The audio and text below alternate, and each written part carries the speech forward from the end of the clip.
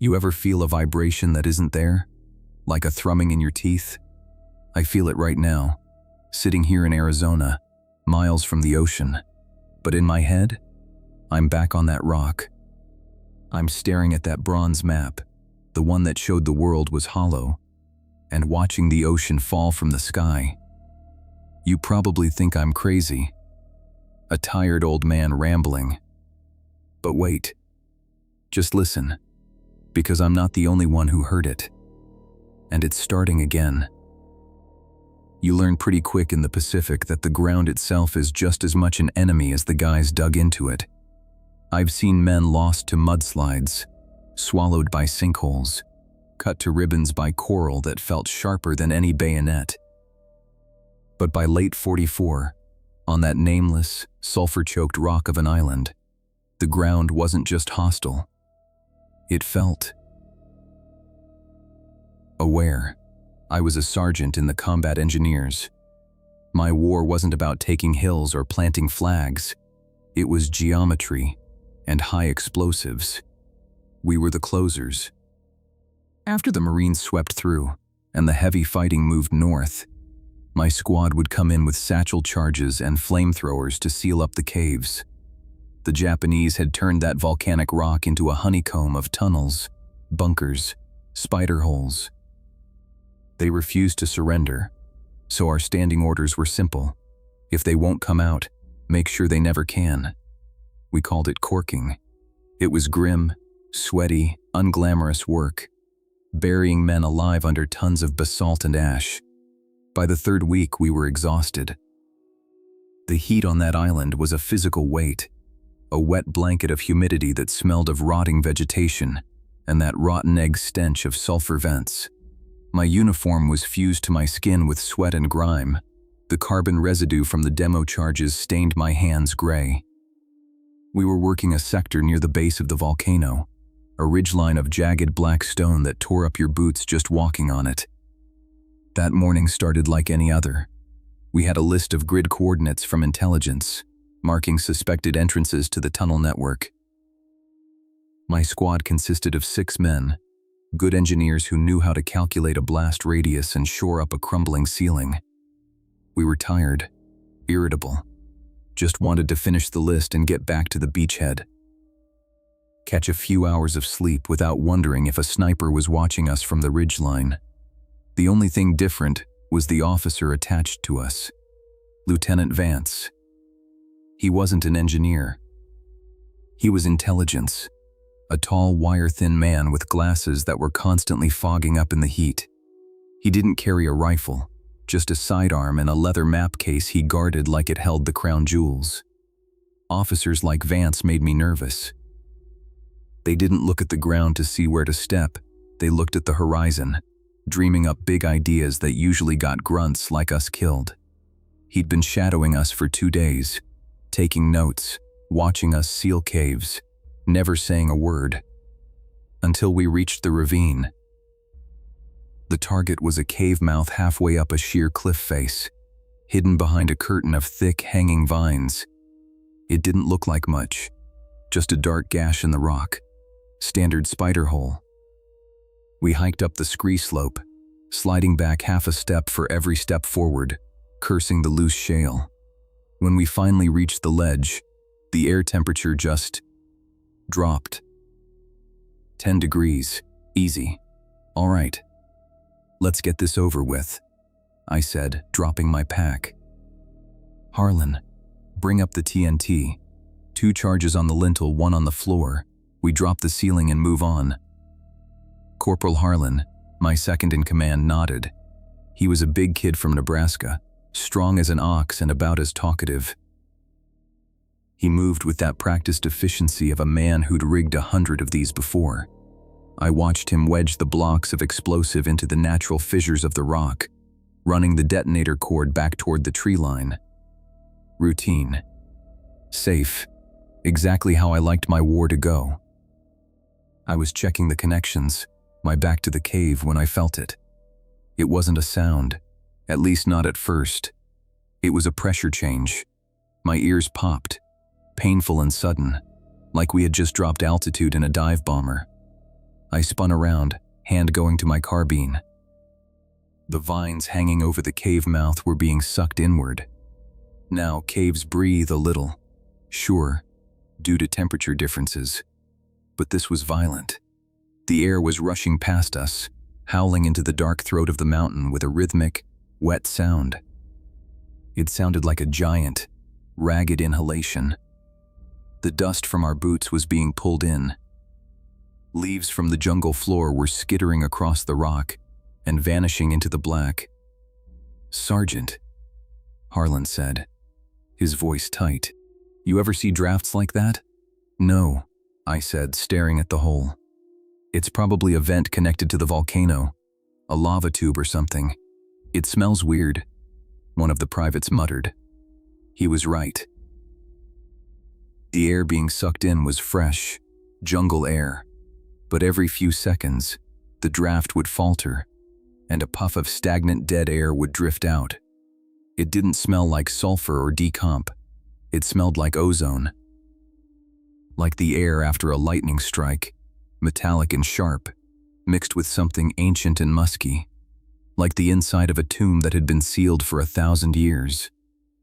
"Rig it," I ordered, trying to shake off the unease crawling up my spine. "Double the charge. I want this thing shut tight." Harlan finished setting the primer. "Ready to blow, Sarge." We retreated down the slope to the safe zone, unspooling the wire. I crouched behind a heavy boulder, the detonator in my hand. I looked at the squad, making sure everyone was heads down. "Fire in the hole," I called out. "Belay that order." The voice cracked like a whip. I froze, my thumb hovering over the plunger. I looked up to see Lieutenant Vance scrambling down the slope toward us, sliding on the loose rocks, his face flushed red. "Lieutenant?" I asked, not taking my hand off the detonator. "We're hot here. You need to get down." "Do not detonate," Vance panted, reaching us. He grabbed my wrist, his grip surprisingly strong. "Disconnect the charges, Sergeant. Immediately." I pulled my arm back. "Sir, with all due respect, my orders are to seal every opening in this sector. That hole is a hazard. If there are Japs in there, we're burying them."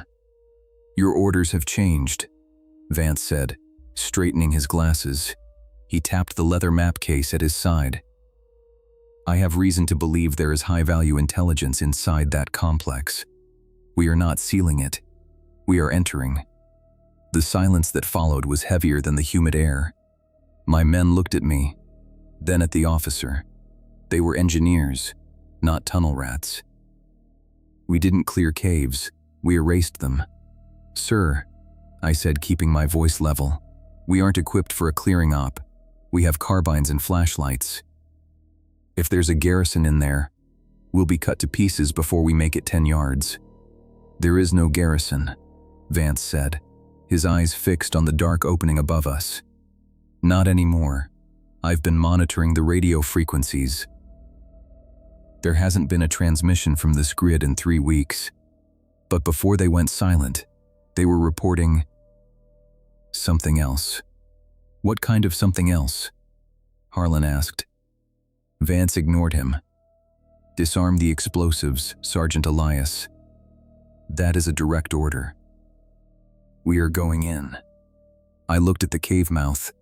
The vines were still fluttering, pulled inward by that impossible suction. It looked like a mouth waiting to swallow us. I looked at Vance. He wasn't scared. He looked hungry. That was always worse. "Harlan," I sighed, clipping the safety back onto the detonator. "Pull the caps. We're going for a walk." It took us 10 minutes to break down the rig and shoulder our gear. I took point, flashlight in one hand, M1 carbine in the other. Vance was right behind me, then Harlan, then the rest of the squad. We left 2 men at the entrance as a rear guard, just in case the Imperial Army decided to show up while we were underground. Stepping through the vines felt like crossing a physical barrier. The heat of the jungle vanished instantly, replaced by a cool, damp stillness.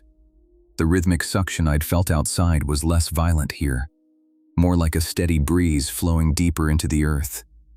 "Flashlights," I whispered. 4 beams of yellow light cut through the gloom. We were in a natural tunnel, rough walls of black volcanic rock, jagged and uneven.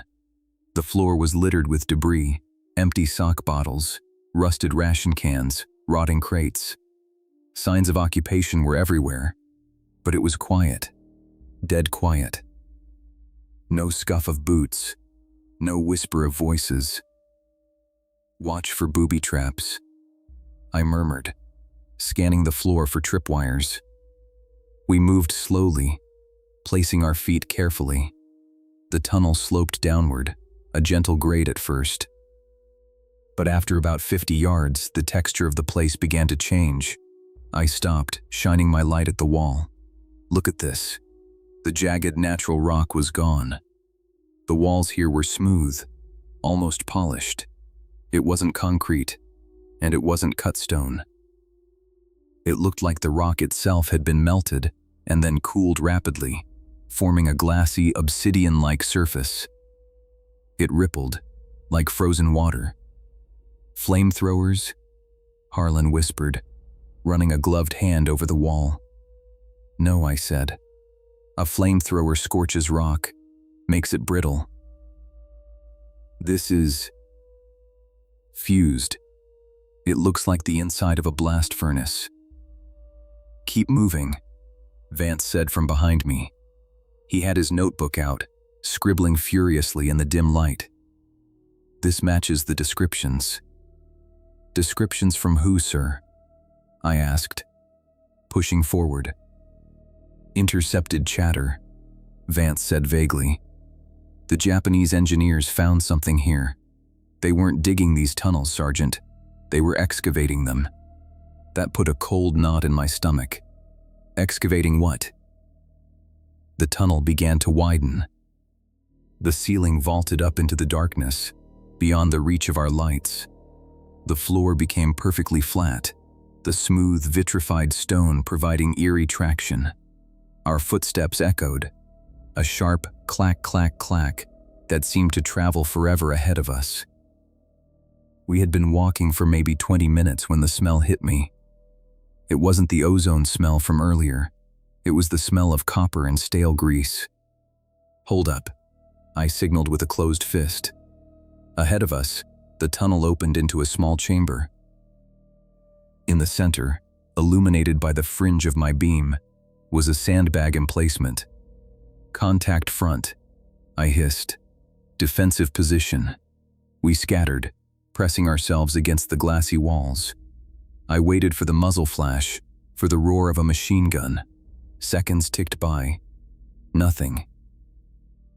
Just the steady, low movement of air rushing past us. "Cover me," I whispered. I moved forward in a low crouch, weapon raised. I flanked the sandbags, ready to fire. When I got close enough to see over the top, I lowered my rifle. "Clear," I called out, my voice sounding too loud in the cavern. "It's empty." The squad moved up. It was a heavy machine gun nest, a Type 92 woodpecker mounted on a tripod. Piles of spent brass casings littered the floor around it, thousands of them. The barrel of the gun was warped, discolored by intense heat. They had fired this weapon until it literally melted. But that wasn't what made my blood run cold. "Sarge," Harlan said, his voice trembling, "look at the way it's pointing." I looked. The machine gun wasn't pointed back up the tunnel, toward the entrance where we'd come from. It wasn't positioned to stop an American assault. It was pointing the other way, down, deeper into the cave. Why would they build a defensive line facing their own rear? One of the privates asked. "They wouldn't," I said, kneeling to inspect the brass. "Unless the enemy wasn't coming from the surface." I picked up one of the casings. It was crushed, flattened as if stepped on by something incredibly heavy. I looked at the floor. In the thick dust that had settled over the smooth stone, There were drag marks, long, frantic streaks where bodies had been pulled or had crawled away. "They were holding the line," Vance said softly. He wasn't looking at the gun. He was looking past it, into the dark. "And they lost." "Sir, we need to turn back," I said, standing up. "This isn't a supply dump. This is a kill zone. And whatever they were shooting at, they didn't stop it. We are not turning back." Vance snapped. "We are close. Can't you feel it?" "Feel what?" "The vibration." I paused. I hadn't noticed it over the sound of my own pulse, but now that he mentioned it, I could feel it. A low, subsonic thrumming in the soles of my boots. It wasn't a mechanical vibration, like a generator. It felt organic, like a massive, slow heartbeat resonating through millions of tons of rock. "Forward," Vance ordered. I wanted to argue. I wanted to knock him out and drag him back to the surface. But in the army, you follow orders until they get you killed, and then you follow them a little longer. We pushed past the machine gun nest. The tunnel curved sharply to the left, and the airspeed increased. The wind was howling now, tugging at our clothes. The smooth walls began to show carvings, faint, geometric lines etched into the glassy stone. They didn't look Japanese. They didn't look like anything I had ever seen. They looked like math equations written in a language of angles and spirals. "Watch your step," Harlan yelled. I skidded to a halt. The floor simply ended. We stood at the edge of a precipice. The tunnel had terminated into a massive vertical shaft, a cylindrical borehole that went straight down into the earth. It was perfectly round, maybe 50 feet across. The walls were that same fused black glass. "Jesus," I breathed, shining my light down. The beam faded into the blackness without hitting a bottom. "How deep is it?" Vance asked, leaning dangerously close to the edge. "One way to find out," I said. I reached into my webbing and pulled out a flare. I cracked the chem light, bathing the platform in a harsh red glow, and dropped it over the edge. We all watched it fall. Usually, when you drop a flare down a mine shaft, you see it hit bottom in a few seconds. You hear the clatter. We counted. 5 seconds. 10 seconds. The red light spun, getting smaller and smaller, a tiny crimson star falling into a void. 20 seconds. 30. "It's not hitting anything," Harlan whispered. At 45 seconds, the light was just a pinprick. And then, it revealed something. As the flare fell deeper, it illuminated the walls of the shaft. And we saw that it wasn't just a drop. "It's a ramp," Vance said, his voice filled with a terrifying awe. He was right. Carved into the walls of the cylinder was a spiral ramp, a massive corkscrew road wide enough for a tank, winding down, and down, and down into the abyss. The flare continued to fall, illuminating loop after loop of the spiral, revealing a structure of engineering that was impossible. No human drill could cut this deep. No army could move this much rock. The flare finally vanished, swallowed by the distance, not because it hit the bottom, but because it was simply too far away to be seen. I looked at the machine gun nest behind us. I looked at the dark, howling throat of the shaft in front of us. And I realized with a sick clarity that the Japanese soldiers hadn't been guarding a bunker. They had been guarding a lid. "The map," Vance whispered, unbuckling his leather case with trembling hands. "It's real. The entry point is real." "Sir," I said, backing away from the edge. "We need to radio base. We need heavy support. We can't go down there." Vance looked at me, his eyes wide and manic behind his fogged glasses. "Radio base?" "Sergeant, look at your radio," I signaled the comms man. He shook his head, tapping the headset. "Dead air, Sarge. Just static." not normal static. "Let me hear," I said. He handed me the handset. I pressed it to my ear. It wasn't the hiss of white noise. It was a rhythmic, pulsing sound. Thump, thump, thump. It matched the vibration in the floor. "We are going down," Vance said, stepping onto the spiral ramp. "The target is below us." "Lieutenant," I warned, stepping in his path. "That goes down for miles." "We don't have the supplies, and we don't have the intel." "I have the intel," Vance said, holding up a piece of yellowed parchment he'd pulled from his case. It looked like a copy of a copy, blurry and stained. "And we aren't alone down here, Sergeant." "What does that mean?" "It means," Vance said, pointing into the red-tinted dark where the flare had vanished, "that the garrison didn't retreat to the surface. They retreated down." He walked past me, his boots clicking on the smooth, impossible stone of the ramp. He began to descend. I looked at Harlan. He looked back at me, his face pale and sweaty in the flashlight beam. We both knew the smart play was to turn around, seal the entrance, and forget we ever saw this. But we also knew that if we left Vance, he wouldn't make it 100 yards. And if what he said was true, if there was an entire company of Japanese troops down there, we couldn't leave that flank open. "Damn it," I spat. I checked the action on my carbine and adjusted my helmet. "Squad, form up, 2 by 2. Hug the wall. Stay away from the edge." I took one last look at the machine gun nest, at the empty belt and the melted barrel. They had fired until the gun failed.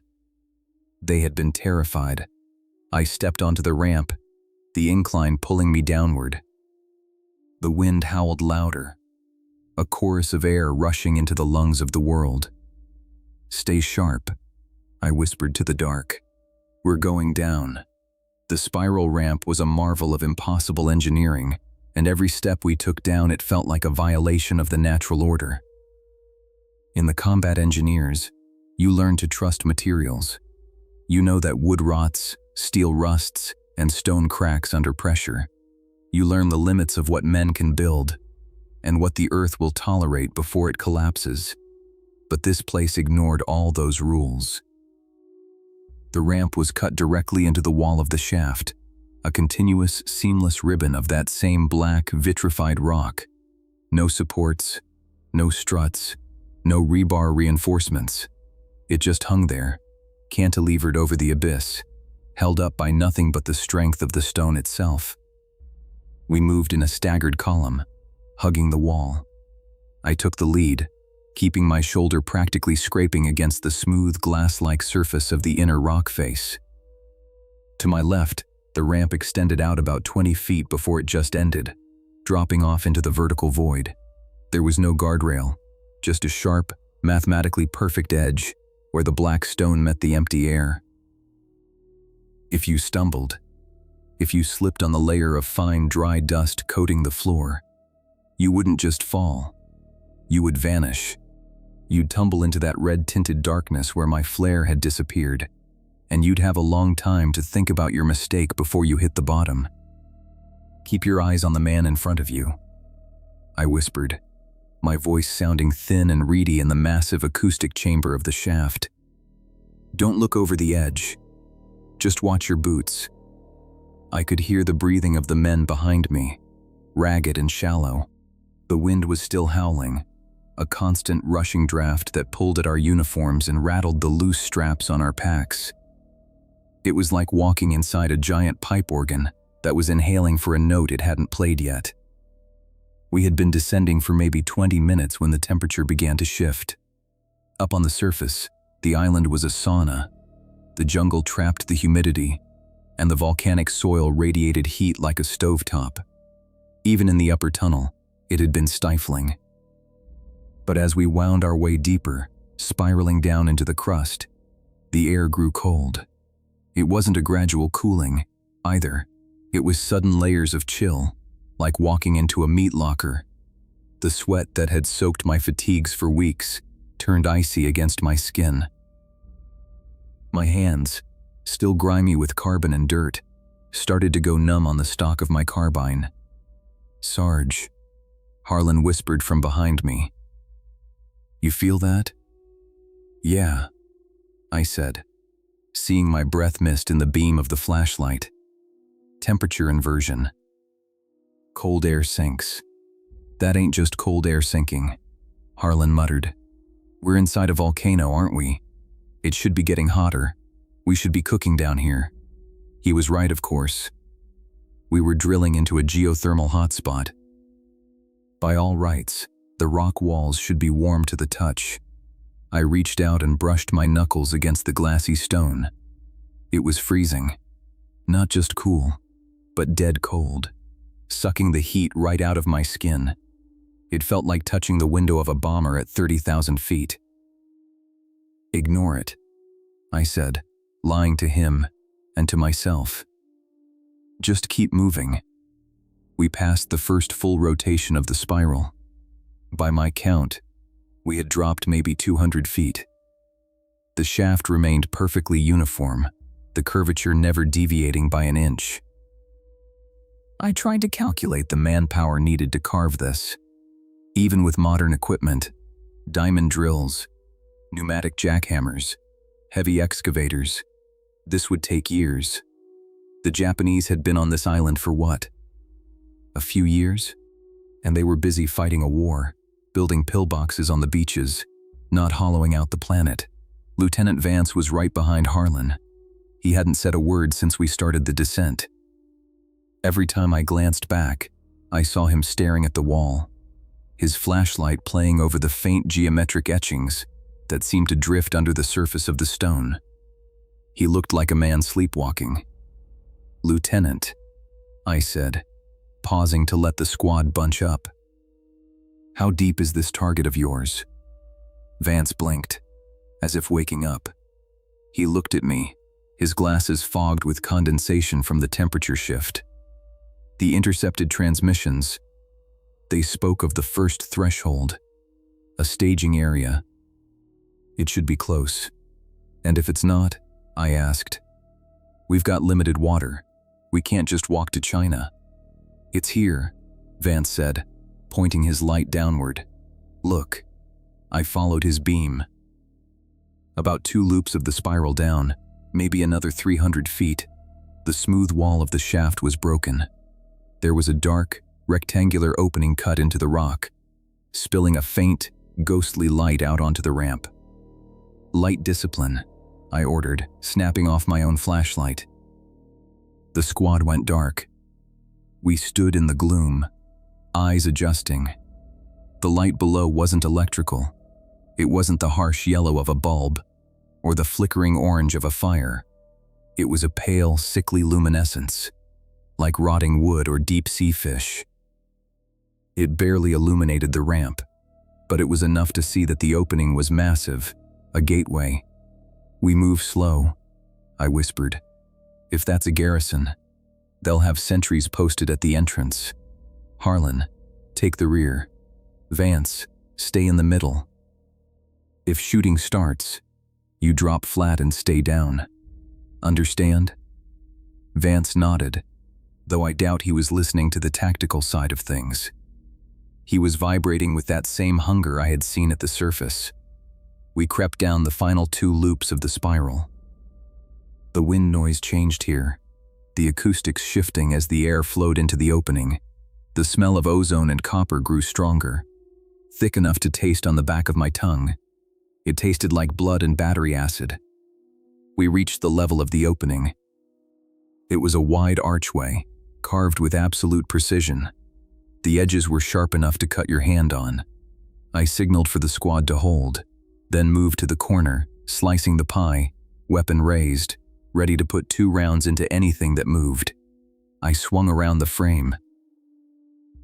"Clear," I breathed, though the word felt inadequate for what I was seeing. We weren't walking into a cave. We were walking into a command post. But it was like no command post I had ever seen in the Pacific Theater. The room was vast, carved directly out of the rock.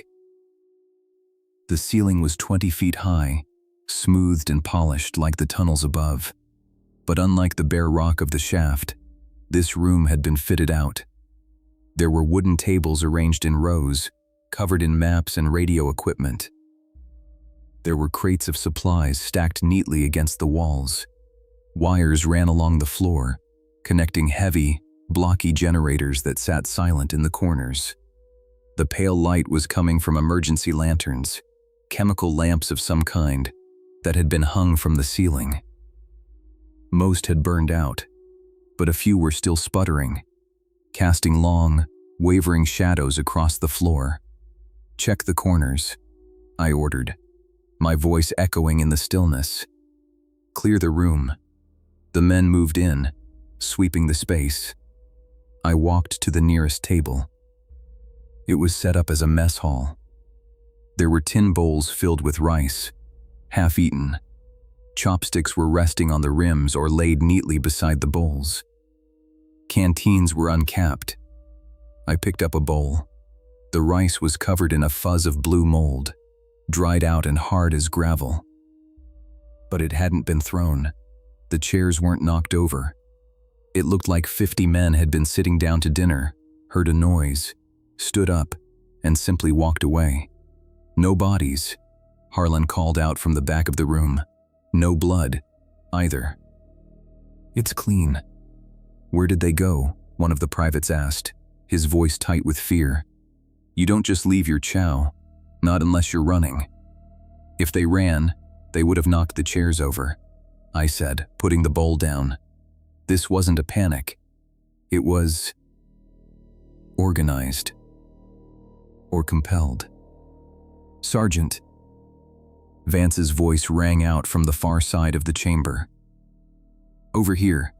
You need to see this." I moved through the silent rows of tables toward the far wall. Vance was standing in front of a massive object bolted to the rock face. As I got closer, my flashlight beam played over the surface of it, and I stopped dead in my tracks. It was a relief map, but it wasn't paper, and it wasn't canvas. It was bronze. The thing was huge, easily 10 feet wide and 6 feet tall. It was a heavy cast metal plate, green with verdigris and age. It looked like something you'd find in a museum in Rome or Athens, not in a Japanese bunker in 1945. It dominated the room, possessing a gravity that made the modern radio gear look like cheap toys. "Look at the oxidation," I said, stepping closer. I wasn't an archaeologist, but I knew metal. I'd spent enough time blowing up bridges to know how steel and iron weathered. This bronze, the corrosion is deep. This thing is old, Lieutenant. Centuries old. Older, Vance whispered. He was tracing the raised lines of the map with a trembling finger. "Look at the bolts, Sergeant." I looked at the edges of the plate. Massive steel bolts, shiny and new, had been driven into the rock to hold the bronze slab in place. The heads were stamped with Japanese manufacturing marks. They didn't make this, I realized. They found it. They found it somewhere else and brought it here. Or they found it loose in the tunnels and bolted it to the wall to study it. "Study it?" Vance laughed, a dry, brittle sound. "No, Sergeant. They were using it to navigate." I looked at the map itself. It was a topographic relief, showing mountains and valleys, oceans and coastlines, but none of the shapes were familiar. There was no America, no Asia, no Europe. At the very top of the bronze plate, near the ceiling, there was a tiny, raised bump. A small, insignificant island shaped like a teardrop. "That's us," Vance said, pointing to the speck. "That is this island." "Okay," I said slowly. "So where is the rest of the world?" "This isn't a map of the surface," Vance said, his hand sweeping down across the vast, sprawling continents depicted below the tiny island. "The island is just the stopper in the bottle. This is what lies beneath." I stared at the bronze. The map depicted a massive, cavernous network. It showed oceans that curved upward, continents that wrapped around the inside of a sphere. It showed mountain ranges that defied gravity, hanging like stalactites over vast subterranean seas.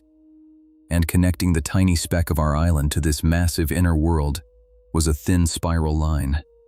The ramp. "This is insane," Harlan said, standing beside me. "It's a fairy tale." "Hollow Earth crap. My grandma used to read stories about this." "It's a navigational chart," Vance insisted. "Look at the detail. Look at the currents marked in the stone seas. Look at the elevation markers. This is a military map. Corporal. Just not one of ours." I turned away from the map. It made my head hurt to look at it. The perspective was all wrong, twisted and inverted. It made me feel like the floor was tilting under my feet. "I don't care about the map," I said, focusing on the practical. "I care about the unit that was stationed here. Where is the radio logs? Where is the duty roster?" "Here," Vance said. He walked over to a small, wooden desk pushed up against the wall beneath the bronze map. On it sat a leather-bound book, thick and tattered. It looked like a standard Imperial Army field journal, the kind officers used. Vance picked it up with a reverence that disgusted me. He opened it to the last used pages. The kanji characters were scrawled frantically. The ink splattered as if the writer's hand had been shaking violently. "Can you read it?" I asked. "My Japanese is technical," Vance muttered, adjusting his glasses. "But, yes, it's the commander's log." "Major Takahashi." He scanned the page, his lips moving silently as he translated. "Day 40, Vance read. The sounds are getting louder. The men are bleeding from the ears. We cannot sleep.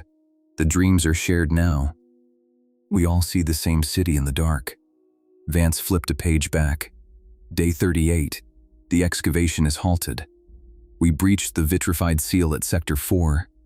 We thought we were breaking into a natural cavern to expand the ammunition storage. We were wrong.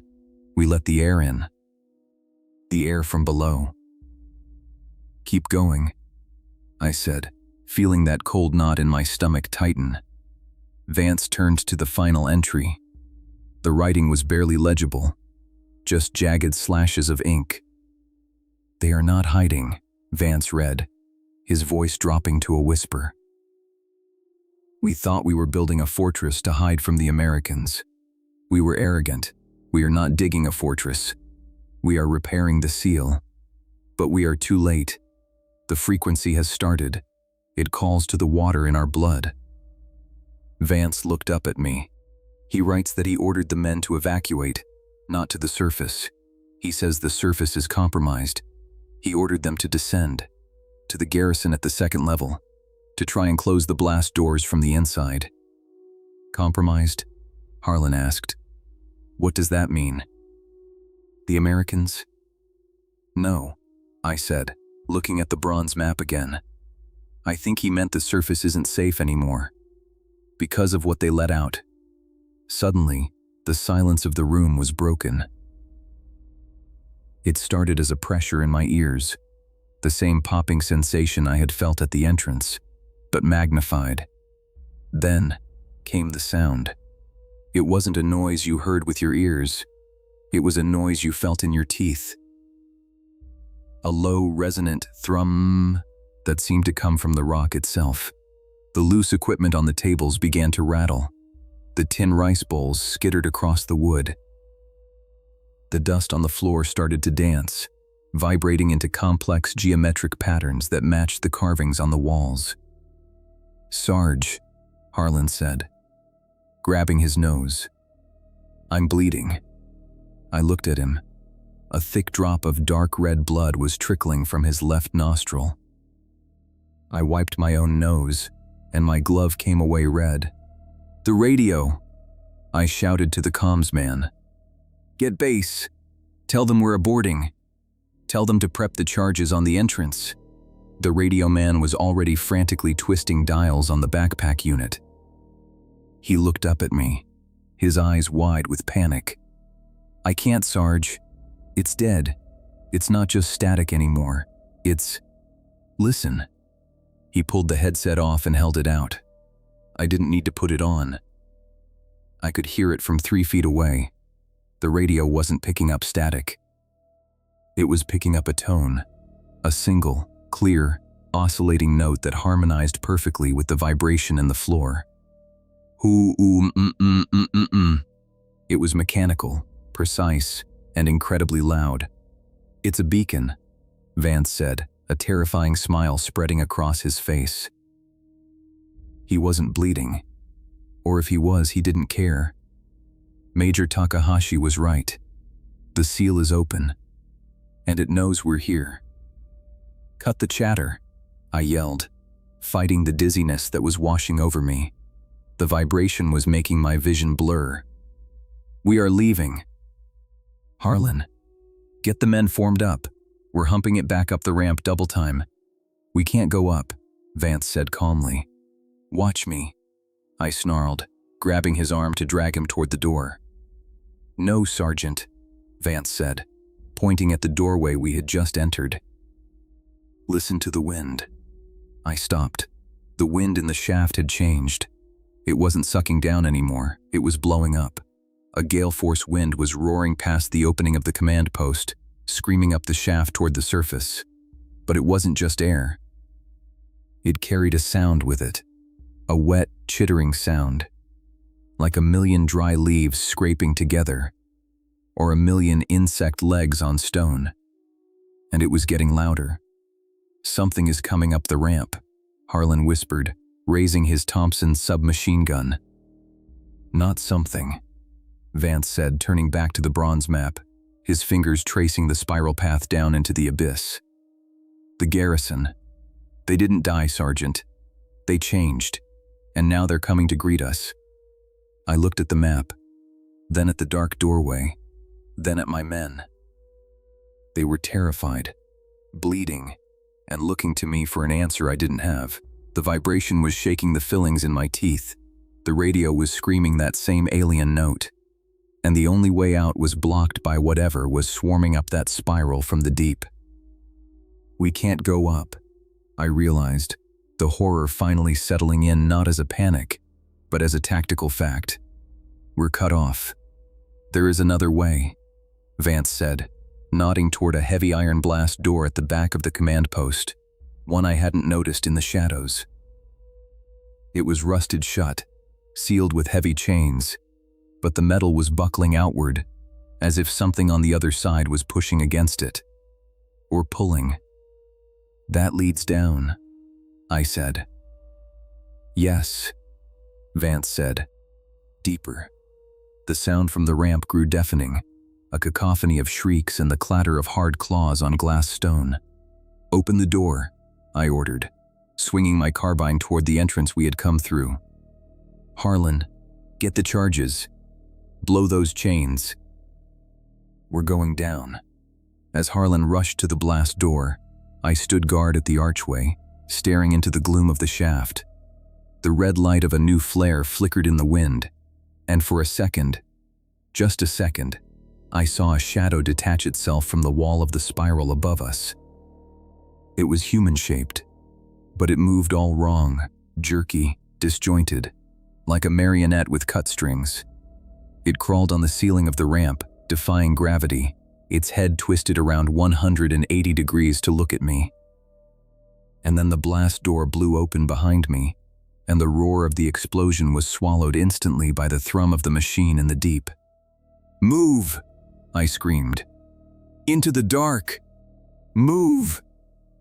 We scrambled through the smoke, leaving the map and the safety of the known world behind, plunging into the throat of the earth, while the things that used to be men crawled down the walls to take our place. The explosion of the blast door was less of a bang, and more of a physical shove that rattled the bones in my chest. We didn't look back to see if the chains held, or if the iron had warped. We just ran.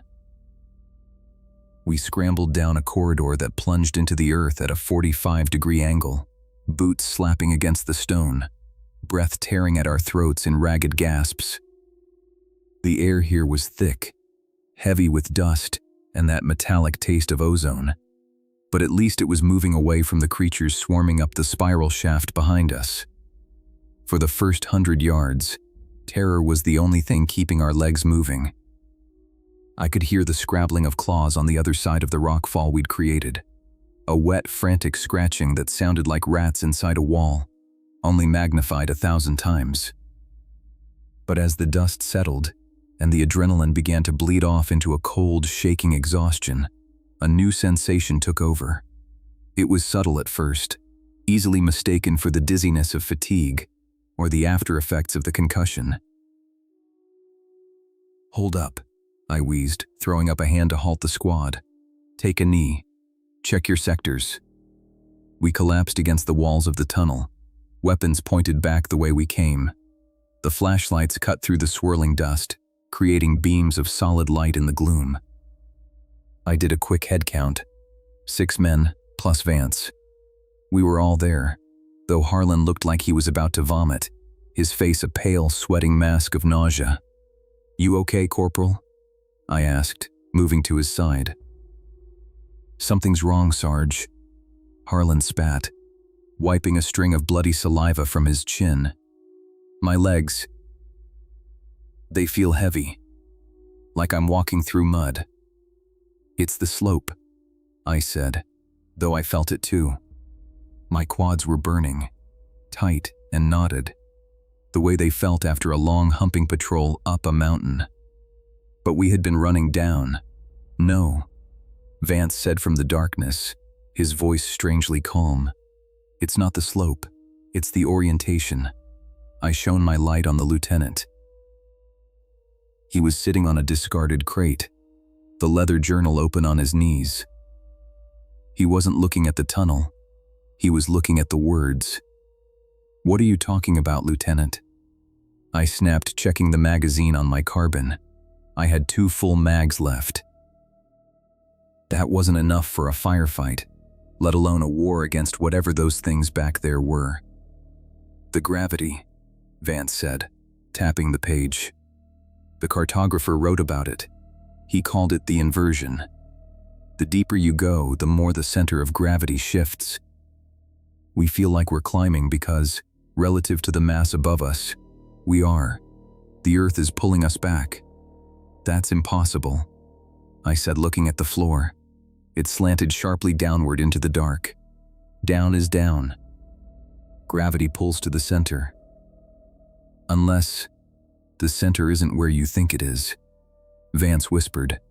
I ignored him. I had to. If I started listening to his physics, I'd lose my mind. I focused on the immediate tactical reality. "Check your lights. Batteries are getting low." We switched to red lenses to save power. We move in 5. As the men fumbled with their flashlights, swapping the filters, the silence of the tunnel began to press in on us. But it wasn't true silence. The thrumming vibration we had felt in the command post was still there, but it had changed pitch. It was lower now, a subsonic rumble that I felt in my stomach more than my ears. It was like standing next to a massive church organ pipe that was vibrating without making a sound. My nose began to bleed again. I felt the warm tickle on my upper lip and wiped it away with a grimy sleeve. I looked around and saw I wasn't the only one. Private Miller, our radioman, was pinching the bridge of his nose, his eyes squeezed shut in pain. "Miller," I said softly. "Any change on the comms?" He shook his head without opening his eyes. "Just the tone, Sarge. It's getting louder. It hurts to listen to it. It's got a rhythm to it now, like a code." "Turn it off," I ordered. "Save the batteries." "I can't," Miller whispered, fear edging into his voice. "I turned the radio off 10 minutes ago. The sound, it's coming through the fillings in my teeth." I stared at him, then looked at Vance. The lieutenant didn't look worried. He looked vindicated. "We have to keep moving," Vance said, standing up. He swayed slightly, fighting the vertigo that was gripping us all. The garrison is close. The journal says they fell back to the Hall of Silence. That's where the blast doors lead. And what's in the Hall of Silence? Harlan asked, hoisting his Thompson. The ones who listened, Vance said cryptically. We pushed on. The tunnel widened, the smooth, vitrified walls giving way to natural rock again. But this rock was strange. It was layered with veins of quartz and mica that caught our red-filtered lights and sparkled like wet eyes in the dark. The sensation of walking uphill while descending grew worse. My calves screamed with every step, and I had to lean forward, fighting a phantom gravity that tried to pull me backward toward the surface. It was nauseating, a disconnect between what my eyes saw and what my inner ear felt. I saw men stumble, their boots catching on the smooth floor because they weren't lifting their feet high enough for the perceived incline. Steady, I hissed. Don't trust your legs. Trust your eyes. After another 20 minutes of that grueling, impossible march, the tunnel opened up. The walls simply fell away, receding into the darkness beyond the reach of our red lights. The air here was stagnant and cold, smelling of that same copper blood scent, but thicker, almost gelatinous. Spread out, I whispered. Echelon formation. Keep your spacing. We moved into the cavern. The floor here was flat, polished smooth like a mirror. As we advanced, our lights caught shapes in the distance, low dark mounds arranged in perfect geometric patterns. Contact front, Harlan whispered. Stationary. We froze, weapons raised. I squinted into the gloom. The shapes weren't moving. They weren't rocks, and they weren't supplies. They were men. Hold fire, I ordered, my voice barely a breath. Vance, with me. Harlan, flank left. Miller, right. Slow and quiet. We crept forward. The only sound, the scuff of our boots, and the rushing of blood in my own ears. As we got closer, the shapes resolved into clarity. It was the missing garrison. There were at least 50 of them, soldiers of the Imperial Japanese Army. But they weren't in a defensive line. They weren't manning machine guns or crouching behind sandbags. They were sitting. They sat cross-legged on the cold stone floor, arranged in 3 perfect concentric circles. Their backs were straight, their hands resting on their knees, palms up. They were facing the center of the cavern, where a large circular pit dropped away into absolute blackness. Are they dead? Miller whispered from the right flank. I don't know, I said. Cover me. I walked up to the nearest soldier in the outer circle. He was a private, his uniform dusty but neat. His rifle lay on the ground beside him, the bolt open, the chamber empty. I moved around to face him, keeping my carbine leveled at his chest. Hey, I said. Hands up. No reaction. He didn't blink. He didn't breathe. I shone my red light into his face. The soldier's eyes were wide open, but the irises were gone. The entire eye was a milky, opaque white, like a hard-boiled egg. There was no pupil, no color, just a blank white stare fixed on something I couldn't see. I reached out and touched his neck, searching for a pulse. His skin was cold, stiff like leather left out in the rain, but it wasn't frozen. There was no pulse. He's dead, I announced, my voice trembling slightly. But look at this. I tilted his head back. From his ears, thin trails of dark, dried blood ran down his neck, staining his collar. I looked at the man next to him. Same thing. Milky eyes, bleeding ears, sitting in that unnatural, meditative stillness. "Doc," I called out to our corpsman, a quiet kid from Brooklyn named Webster. "Check them." "How long?" Webster moved through the rows of seated corpses, his hands shaking as he touched their faces and checked their joints. "It doesn't make sense, Sarge," Webster muttered. "Rigor mortis hasn't set in. Their limbs are pliable, but they're cold. And look at the blood. It's coagulated, dry. They've been dead for days, maybe a week. Then why aren't they rotting?" Harlan asked, looking around nervously. "It's humid down here. They should be blooming." "It's the vibration," Vance said. He was standing near the center of the circle, dangerously close to the pit. He wasn't looking at the bodies. He was reading the journal again, using his own flashlight, which was growing dimmer by the second. "The frequency. It sterilizes.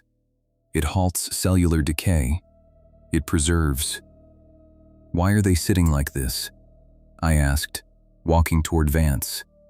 "Why didn't they fight? Why didn't they run?" "They tried," Vance said. "The cartographer wrote about the Great Resonation. They realized that the tunnels weren't just passages. They were amplifiers. The hollow spaces inside the crust. They act like the bell of a trumpet. And something down there started playing a note." Vance looked up from the book, his eyes wide and feverish behind his glasses. "The sound drives you mad, Sergeant. It disrupts the fluid in your inner ear. That's why we feel like we're walking uphill. It ruptures the eardrums. But then, it goes deeper. It resonates with the electrical impulses in the brain." "So they just sat down and died?" Harlan asked, kicking a rifle away from one of the bodies. "No," Vance said softly. "They sat down to listen. The signal, it's hypnotic. It tells you that if you just stop moving, if you just synchronize with it, the pain will stop. They didn't commit suicide. They surrendered. Not to us, to the earth." I looked at the pit in the center of the circles. It was about 10 feet wide, a jagged hole in the floor that seemed to be the source of the vibration. The air above it shimmered, distorting the light. "We need to move," I said, backing away. "This place is a tomb. We find an exit on the far side, and we get the hell out of here." "There is no exit on the far side," Vance said. "This is a cul-de-sac, a listening post." "Then we go back," I said, grabbing his shoulder. "We fight our way past the crawlers." "We can't," Vance said, shaking me off. "Look at the lights, Sergeant." I looked down at my flashlight. The red beam was fading. It flickered, pulsed once, and then dimmed to a faint ember. I shook it, smacked it against my palm. Nothing. "Mine too," Miller said, panic rising in his voice.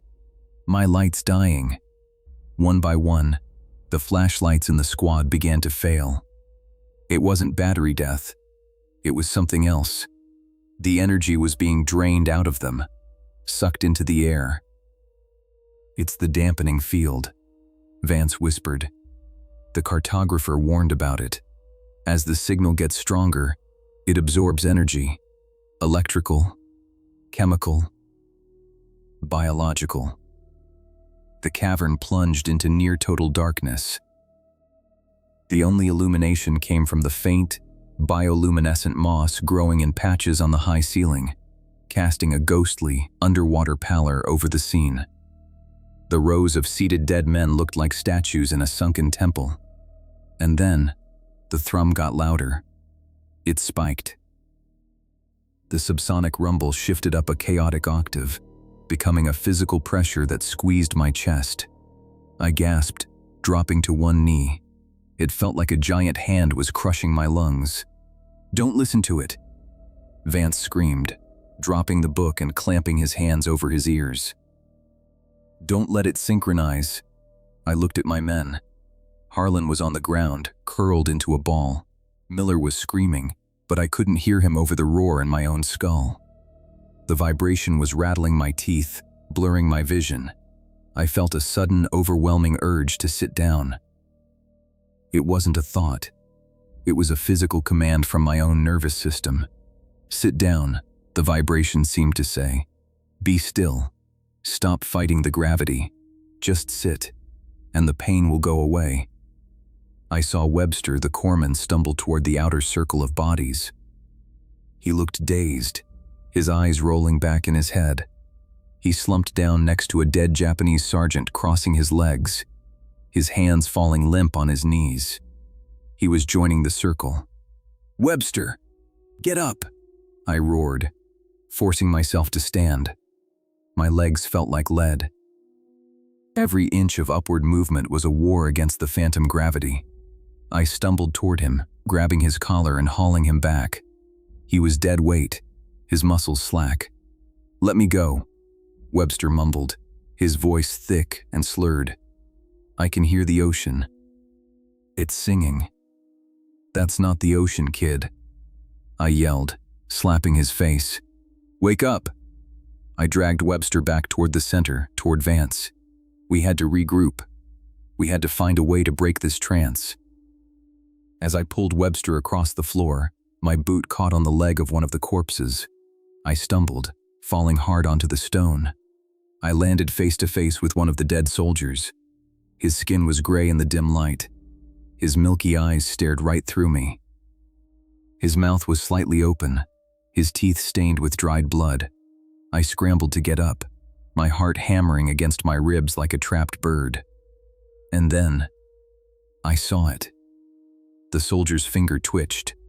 I froze. I thought it was a spasm, a trick of the flickering light. But then his hand moved. It didn't move smoothly. It jerked, the tendons snapping tight with a wet popping sound. His arm lifted from his knee, stiff and mechanical. "Vance," I whispered. "Vance, they're moving." "They can't be." Vance groaned, still holding his head. "They're dead." The signal, I realized, the horror washing over me cold and absolute. It preserves them. It animates them, like puppets. Around the circle, heads began to turn. Not all at once, but in a rippling wave. Snap, snap, snap. Vertebrae cracking as 50 dead necks twisted toward us. The milky eyes didn't blink. They just stared. The soldier in front of me shifted. His jaw worked, grinding bone on bone. A sound came out of his throat, a dry, rasping wheeze that sounded like air escaping a tire. I tried to scramble backward, but my boot was tangled in his gear webbing. I kicked out, frantic. The dead soldier's hand shot out.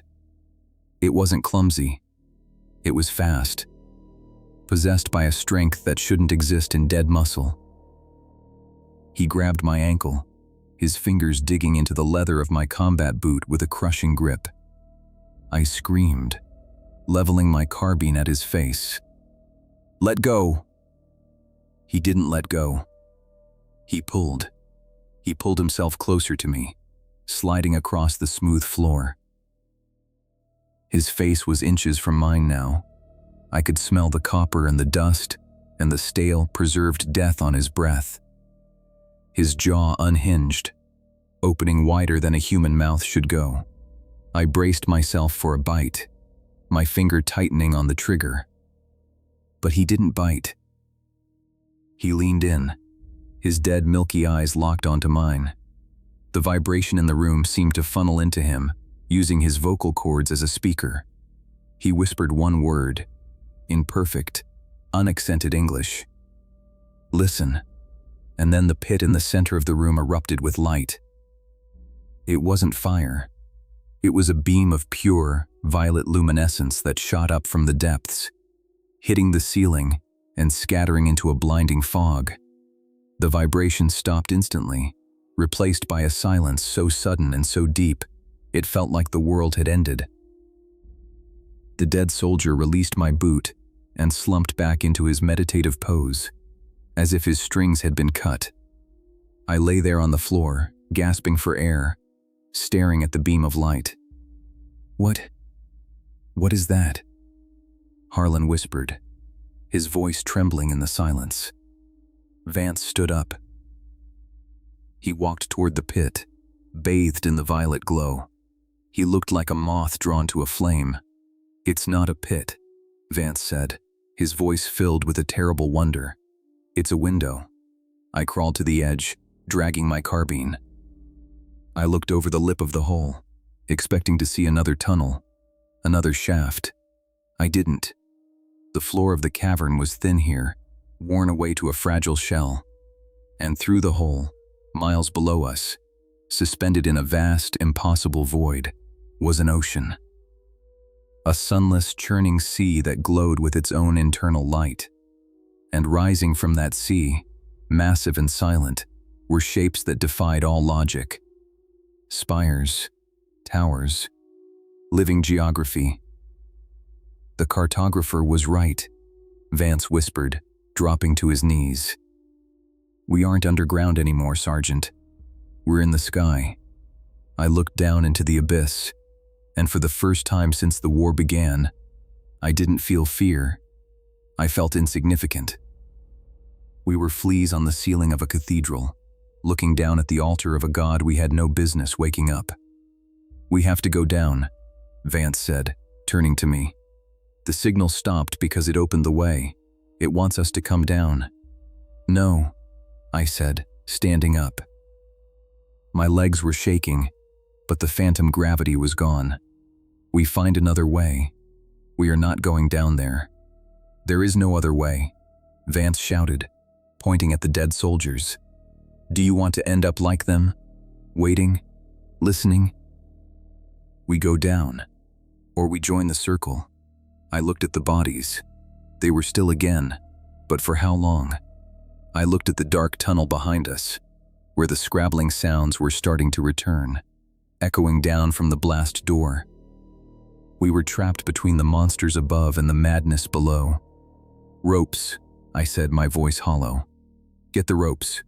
We rappel." "Into that?" Harlan asked, staring at the violet void. "Into that," I said. "Because whatever is down there, at least it's not hunting us yet." I was wrong. It was hunting us. We just didn't know what kind of bait we were. I didn't argue. I didn't try to reason with Vance or explain the impossibility of rappelling into an infinite glowing ocean located inside the crust of the earth. I just reacted. The sound of the crawlers, those things that used to be men, was echoing down the tunnel behind us. A wet, rhythmic slapping of flesh on stone that was getting louder by the second. "Get the ropes out," I shouted, dropping my pack and tearing at the buckles. "Harlan, anchor point. Find something solid." Harlan was already moving. He grabbed a coil of heavy-duty climbing rope from his kit, his hands shaking so bad he fumbled the knot twice. He looked around the cavern, desperate. There were no stalagmites, no rock pillars near the pit. The floor was smooth as polished glass. "There's nothing to tie off to," Harlan yelled, panic edging his voice into a scream. "The bodies," I said, pointing to the concentric circles of dead soldiers. "Tie it to them. Lash 3 or 4 of them together. Their weight will hold us." It was a gruesome order, a desecration, but we didn't have a choice. Harlan and Miller ran to the nearest group of seated corpses. They looped the rope around the stiff, unyielding chests of the dead men, binding them into a human anchor. The bodies didn't resist. They just sat there, staring blankly at the violet light, their milky eyes unblinking as we used them to escape the hell they had become part of. "Vance, you're first," I ordered, shoving the lieutenant toward the edge of the pit. "Go." Vance hesitated. He looked down into the abyss, his face bathed in that sickly purple glow. For a second, I thought he was going to refuse. that he was going to turn around and try to talk to the things coming down the tunnel. But then he snapped out of his trance, clipped his carabiner to the rope, and stepped backward off the ledge. He vanished into the light. "Miller, go! Webster, you're next!" One by one, my men disappeared over the rim.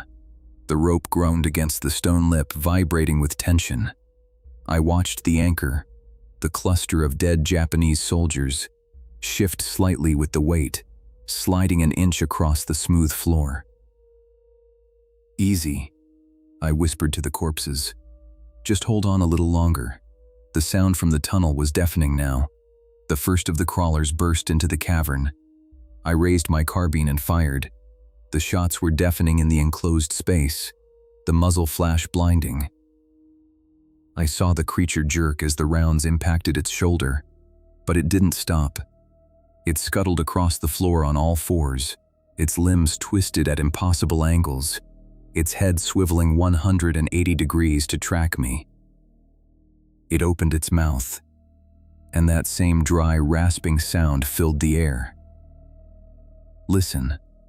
I fired again, aiming for the head. The creature collapsed, sliding across the polished stone, but behind it, 3 more poured out of the darkness. Then 6. Then a dozen. They flowed over the floor like a tide of broken dolls. "Sarge!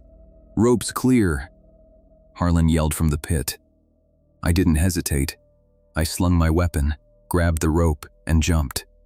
The transition was instant and violent. 1 second I was in a stone cavern, surrounded by the smell of dust and old blood. The next I was hanging in a void. The air here wasn't cold anymore. It was humid, thick, and smelled of something rich and organic, like a greenhouse filled with rotting orchids. The violet light was everywhere, diffusing through a thick, swirling fog that obscured everything beyond 20 feet. I slid down the rope, the friction burning my gloves. Below me, I could hear the shouts of my squad. "Touchdown! We're on a ledge!" My boots hit solid rock. I unclipped and spun around, weapon raised, scanning for threats. We were standing on a narrow outcropping of stone, maybe 10 feet wide, jutting out from the vertical wall of the shaft. But it wasn't a shaft anymore. The wall curved away above us, disappearing into the mist. Below us, the fog cleared slightly, revealing space. Miles of it. I walked to the edge and looked down. My brain refused to process what I was seeing. It tried to tell me I was looking at a painting or a hallucination brought on by bad air. Far below, maybe 2 or 3 miles down, was an ocean. But it wasn't water. It was a viscous, churning liquid that glowed with a dull, bioluminescent purple light. Great waves, slow and heavy like oil, crashed against the base of massive stone pillars that rose from the depths. And connecting these pillars were bridges, spidery, delicate arches of rock that looked too fragile to exist. "It's the inner geography," Vance whispered, standing beside me. He had his notebook out again, sketching frantically. The cartographer was right. The crust is honeycomb. It's not solid. It's a lung. "Look at the ceiling," Harlan said, his voice trembling. I looked up. Far above us, through the violet haze, I could see the inverted landscape hanging over our heads. Mountains of jagged rock pointed down at us like stalactites. Rivers of glowing magma flowed through channels in the stone sky. It was a world turned upside down, a mirror image of a nightmare. "What is that?" Miller asked, pointing into the distance. I followed his finger. Moving through the air, if you could call this thick, soup-like atmosphere air, were shapes. They were massive, easily the size of a B-29 bomber, but they moved with the fluid grace of whales. They were translucent, like jellyfish, pulsing with internal light. Long trailing tendrils hung from their bodies, drifting in the currents. Are those animals? Miller asked. They're grazers, Vance said, not looking up from his book. They feed on the atmospheric plankton. The mist is alive, Miller. It's full of microorganisms. I looked at the fog swirling around us. I realized with a sudden jolt of revulsion that the humidity I felt on my skin wasn't water vapor. It was biological slime. Masks, I ordered, my voice tight. If you have a gas mask, put it on. If not, wrap a wet rag around your face. Do not breathe this stuff more than you have to. We huddled on the ledge, a tiny cluster of terrified men in a world that had no place for us. The rope hung down from the darkness above, swaying gently. I knew we couldn't go back up. The crawlers were waiting, and even if they weren't, the climb was impossible. We need to move, I said, pointing to a narrow path that wound its way down the cliff face. It looked like a goat trail cut into the rock. That path leads down to the pillars. Maybe there's a way to cross too, wherever this goes. And then what? Harlan asked. We just live down here? Start a colony? We find the source of the signal, Vance said. The machine. The cartographer said there is a control mechanism. A way to seal the breach from the inside. You want to find the thing that turned those soldiers into zombies? I asked. It's the only way out, Sergeant, Vance said, looking me in the eye. If we don't shut it down, the signal will keep growing. It will reach the surface.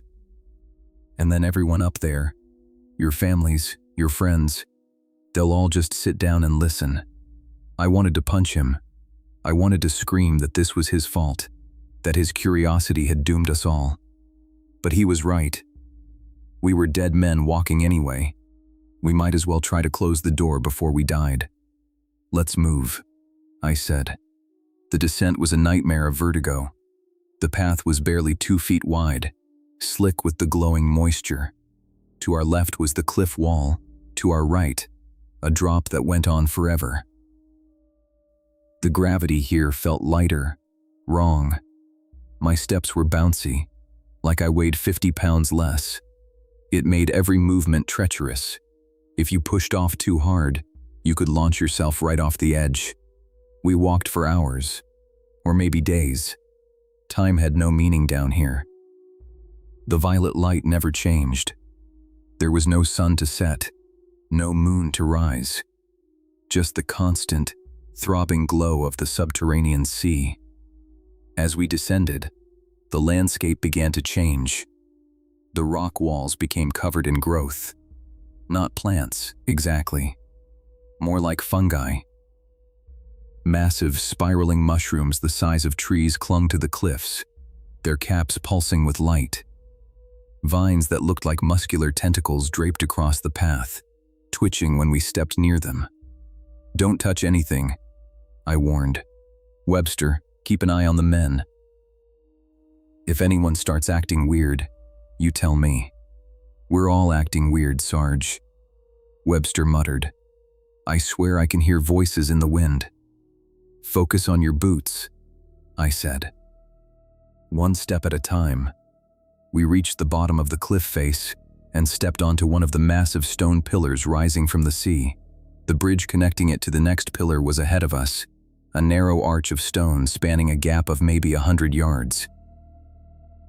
Below the bridge, the purple ocean churned. What is that moving in the water? Miller whispered. I looked over the edge. The liquid was thick, oily, and beneath the surface, massive shapes were moving. Not the graceful jellyfish things from the sky.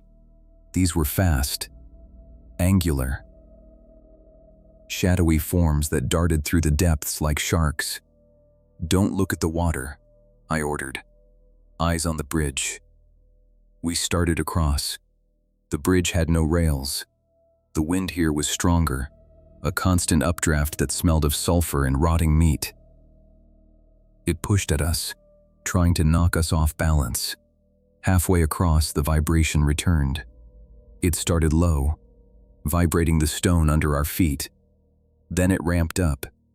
That same mechanical thrum that we had felt in the command post. "It knows we're here," Vance yelled over the wind. "It's tracking us." Suddenly, the water below exploded. A tentacle, thick as a redwood trunk and covered in hooked barbs, shot out of the purple sea. It smashed into the pillar behind us, shattering stone and sending a shockwave through the bridge. "Run!" I screamed.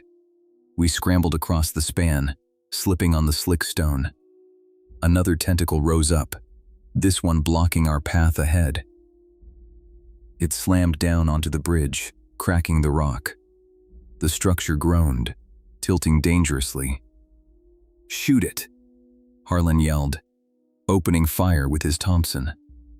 The .45 caliber rounds sparked off the creature's hide like they were hitting armor plate. It didn't even flinch. The tentacle swept across the bridge, sweeping Miller off his feet. "Sarge!" Miller screamed as he slid toward the edge. I lunged for him, grabbing his pack strap just as he went over. I slammed my chest against the stone, digging my boots into a crack, holding on with everything I had. Miller dangled over the abyss, his legs kicking at empty air. Below him, the purple water churned, waiting. "Pull him up!" Webster yelled, grabbing my belt to anchor me. We heaved, straining against the reduced gravity. We dragged Miller back onto the stone just as the tentacle swept back for another pass. "Move! Move! Move!" We sprinted the last 20 yards, diving onto the solid rock of the next pillar, just as the bridge behind us collapsed. It crumbled into dust, falling into the sea with a massive splash that sent waves of purple slime crashing against the cliffs. We lay on the ground, gasping for air. The vibration stopped as quickly as it had started. The tentacles withdrew into the depths, leaving only ripples on the surface. "We're clear," I wheezed. "Sound off. Everyone okay?" "I lost my rifle," Miller sobbed, curling into a ball. I dropped it. "You're alive, Miller," I said, grabbing his shoulder. "That's what matters." We keep moving. We were on a large plateau now, a flat expanse of rock that led toward a massive structure in the distance. It looked like a temple, or a fortress. It was built from that same black, vitrified stone, but on a scale that made the pyramids look like sandcastles. Towers rose thousands of feet into the glowing mist. Walls stretched for miles. "The city," Vance whispered, staring at it. The cartographer called it Agartha, the seat of the mechanism. We walked toward it. The path was lined with statues. Giant, humanoid figures carved from obsidian. They were faceless, their heads smooth blanks, their arms raised toward the stone sky as if in supplication. As we got closer, I noticed something disturbing about the statues. They weren't carved. "Look at the texture," I said, shining my light on the leg of one of the giants. "This isn't stone. It's calcified." "What do you mean?" Harlan asked. "I mean it looks like bone," I said. "Like fossilized bone." "They were the builders," Vance said. "The original inhabitants. They turned themselves into stone to become part of the structure, to reinforce it." We reached the gates of the city. They were open. Massive doors, 50 feet high, hung on hinges that must have weighed 1,000 tons. We walked through, dwarfed by the architecture. Inside, the city was silent, empty. Streets wide enough for a battleship wound through canyons of black towers. There were no lights, no signs of life, just the violet glow filtering down from the sky. But as we walked deeper, the air began to change. It got colder, and the smell of copper returned, stronger than ever. "We're close," Vance said. "The mechanism is in the central spire." We reached a massive plaza in the center of the city. In the middle of the plaza stood a tower that pierced the clouds above, and at the base of the tower was a door. It wasn't a door for giants. It was a door for men. It was a standard-issue steel blast door, painted with the rising sun emblem of the Imperial Japanese Army. "They made it," Harlan whispered. "The Japs. They made it all the way down here. And they built a door," I said, walking up to it. "Why would they build a door on an alien temple? To keep something in," Vance said. I tried the handle. It was locked. "Harlan," I said, "blow it." Harlan placed the charges. We took cover behind one of the calcified statues. "Fire in the hole!" The explosion echoed through the silent city like a thunderclap. The door blew inward, twisting off its hinges. We rushed in, weapons raised. The room inside was filled with machinery, modern machinery. Diesel generators, radio arrays, banks of batteries. The Japanese had turned the base of this alien tower into a command center. But it was empty. Just like the outpost above, there were no bodies. But there was something else. In the center of the room, hooked up to the alien machinery with thick cables, was a massive brass device. It looked like a giant tuning fork, vibrating silently. And sitting in a chair in front of it, wearing a ragged officer's uniform, was a man. He wasn't Japanese. He turned slowly in the chair as we entered. His face was gaunt, his beard long and white. He looked like he had been down here for 100 years. "You're late," the man croaked in English, his voice like grinding stones. "Who are you?" I asked, keeping my carbine trained on him. "I am the cartographer," he said, "and you have to turn it off before the breathing starts again." "Turn what off?" Vance asked, stepping forward. "The signal," the old man said, pointing to the brass tuning fork. "We didn't build it to call for help. We built it to scream at the things in the water so they would stay away. But it's calling them," Vance said. "It's waking them up." "Yes," the cartographer smiled, revealing teeth that had been filed into sharp points. "Because I changed the frequency. I wanted to see what would happen if the world turned inside out." He reached for a lever on the console. "Don't!" I shouted. I fired. The bullet hit him in the chest, knocking him back into the chair. But his hand slammed down on the lever as he fell. The machine roared to life.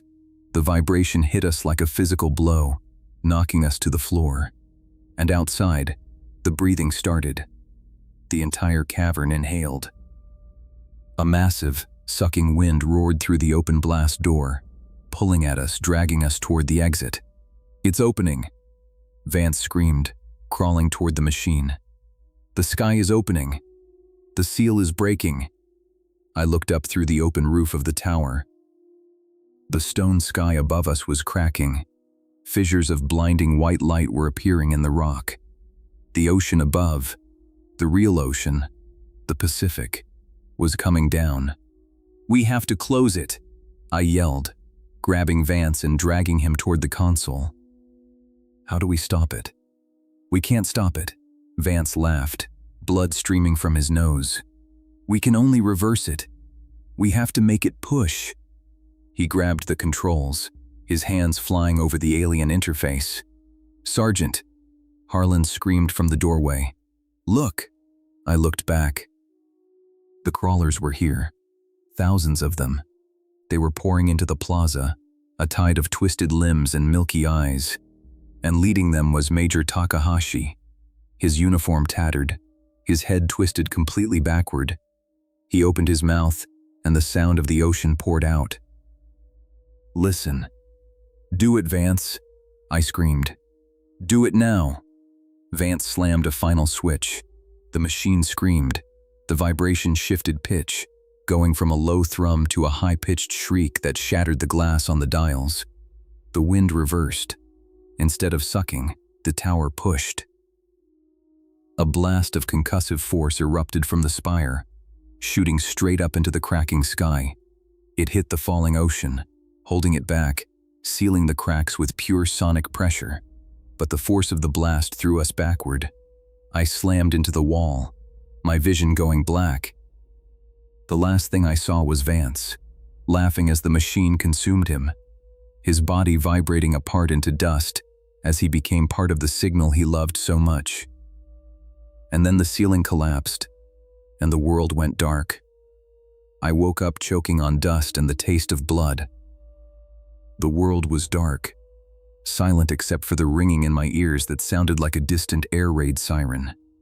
I was lying on my back, half buried under a pile of rubble. My legs felt numb, my chest hurt like I had taken a sledgehammer to the ribs, and my mouth was full of grit. For a long time, I just lay there, staring up into the blackness, trying to remember who I was. I was Sergeant Elias. Combat Engineers. Pacific Theater. We were sealing caves. We found a map. We went down. The memory hit me like a physical blow, bringing the pain with it. "Harlan?" I rasped, my voice sounding like sandpaper. "Miller? Doc?" No answer, just the silence of the tomb. I tried to move my legs. Pain shot up my spine, white hot and jagged, but my toes wiggled. Not broken, just battered. I pushed the debris off my chest, chunks of vitrified stone and twisted metal, and sat up. My flashlight was gone, lost in the blast, but there was light in the room. Faint, flickering, violet light coming from the cracks in the ceiling. I looked around. The command center was gone. The explosion had gutted the room, tearing the alien machinery apart and bringing down the roof. The massive brass tuning fork lay on its side, twisted and broken like a dead insect. The console where Vance had stood was a smoking crater. Vance. I looked for him, but there was nothing left. Just a shadow burned into the stone floor where he had been standing when the machine overloaded. He had done it. He had reversed the signal. He had turned the beacon into a weapon and fired it point blank at the ocean and the sky. "Sarge?"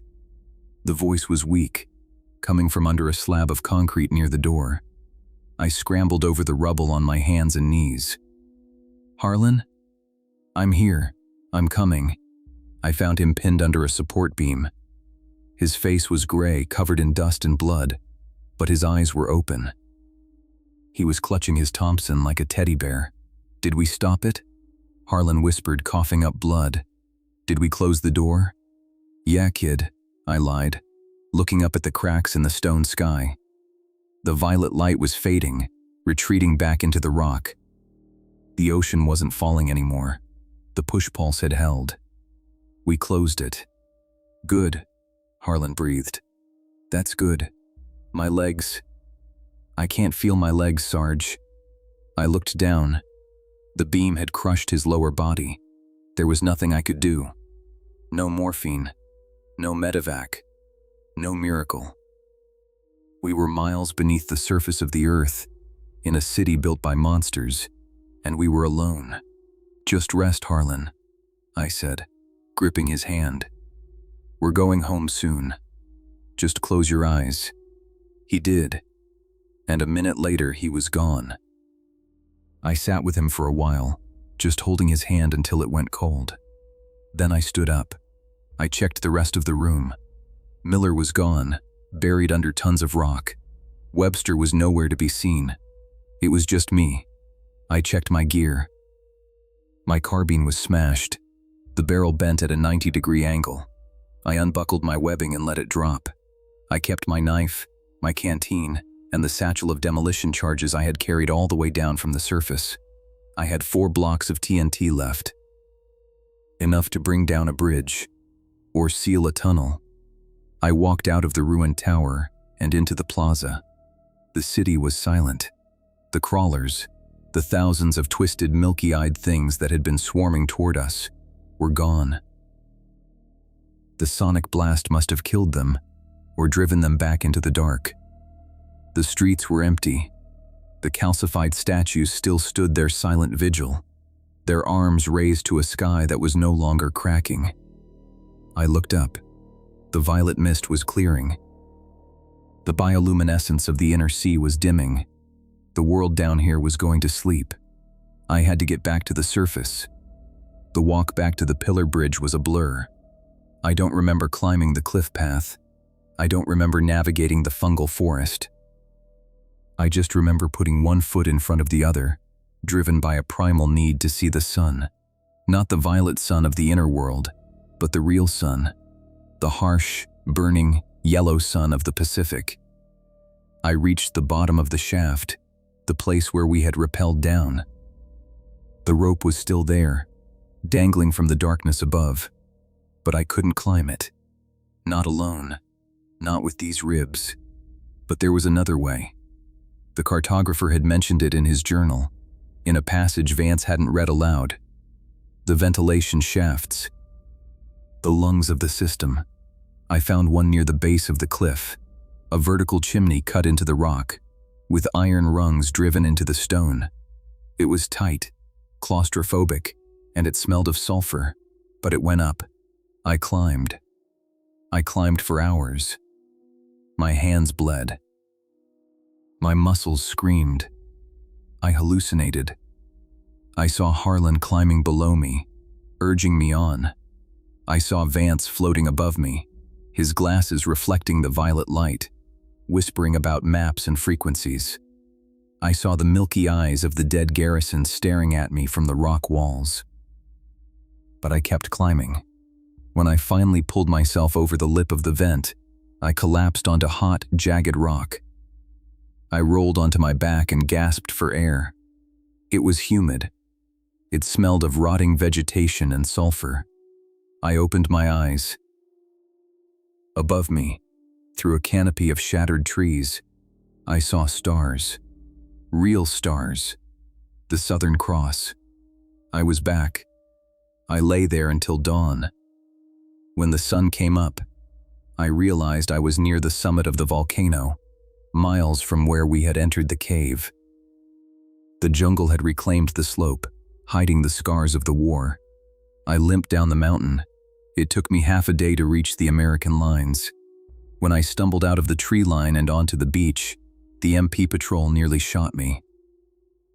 I must have looked like a monster myself, covered in gray dust, my uniform in tatters, my eyes wild and sunken. They took me to the field hospital. They gave me water, morphine, and a cot. A colonel from intelligence came to debrief me. He asked about Lieutenant Vance. He asked about the mission. He asked what we found in the caves. I told him the truth. Or, at least, the version of the truth that wouldn't get me locked in a padded room for the rest of my life. We found a tunnel complex, I said, my voice flat and dead. Major resistance. The lieutenant triggered a booby trap.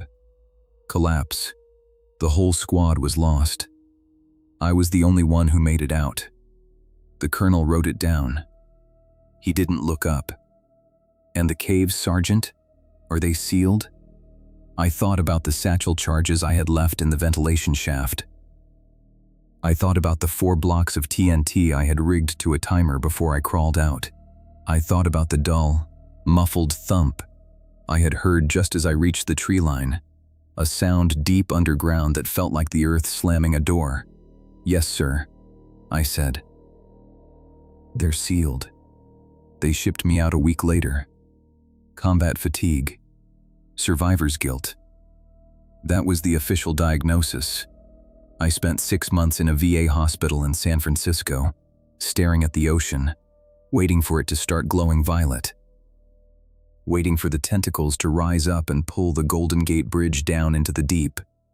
It never happened. The war ended. The world moved on. But I didn't. I kept track of the news. In 1946, the Navy launched Operation Crossroads, atomic bomb tests at Bikini Atoll.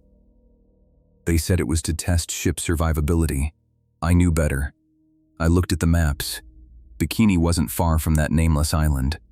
They were dropping nukes into the water, trying to crack the crust, trying to finish what Vance started. Then came the seismic reports in the 60s. Data voids in the Pacific floor. Sonar anomalies. Submarines hearing strange biological sounds in the deep trenches. Sounds that were too loud, too organized to be whales. The cartographer was right. The Earth isn't solid. It's a cage. And we are living on the bars. I'm an old man now. My lungs are shot from the dust, and my knees ache when it rains. I live in a small house in Arizona, as far from the ocean as I can get. I don't like the water. I don't like the way it moves, heavy and concealing. But sometimes, on quiet nights, when the desert wind dies down and the traffic on the highway fades to silence, I can still feel it. A low, subsonic vibration in the floorboards. A thrumming that rattles the teacups in the cupboard. It's faint. You have to be looking for it to feel it. But it's there. It's the machine. Or maybe it's the creatures rebuilding it. Or maybe it's just the earth breathing, inhaling slowly, waiting for the moment to exhale again. I think about the map on the wall of the command post. The bronze relief that showed the true shape of the world. I think about the tiny speck of an island that was just a stopper in a bottle. Vance reversed the signal. He pushed the ocean back. But he didn't destroy the mechanism. He just bought us time. And time is running out. I watched a documentary last week about deep-sea exploration. They're building new subs. Titanium hulls. Capable of going deeper than ever before. They want to see what's at the bottom of the Mariana Trench. They want to map the unknown. I wanted to scream at the television. I wanted to call the station and tell them to stop. To tell them that there is no bottom. That the trench isn't a valley, it's a doorway. And if they knock loud enough, something will answer. But who would listen to a crazy old engineer with a bad heart and a story about hollow earths and zombie soldiers? So I just sit here. I sit in my chair, my hands resting on my knees, and I listen to the vibration in the floor. Sometimes, when I'm drifting off to sleep, I see them.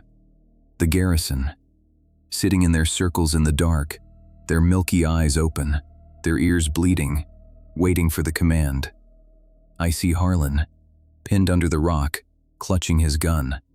I see Vance, dissolving into light. I see the purple waves crashing against the bone statues of a city older than humanity. And I wonder, did we save the world? Or did we just lock ourselves in with the monster? Because the vibration is getting louder. Last night, my nose started to bleed. Just a little. A single drop of dark, thick blood on the pillowcase. I know what it means. The seal is failing. The bolts on the bronze map are rusting through. The push pulse is fading. And down there, in the sunless sea, the breathing has started again. They are coming up the ramp. And this time, there is no one left to close the door.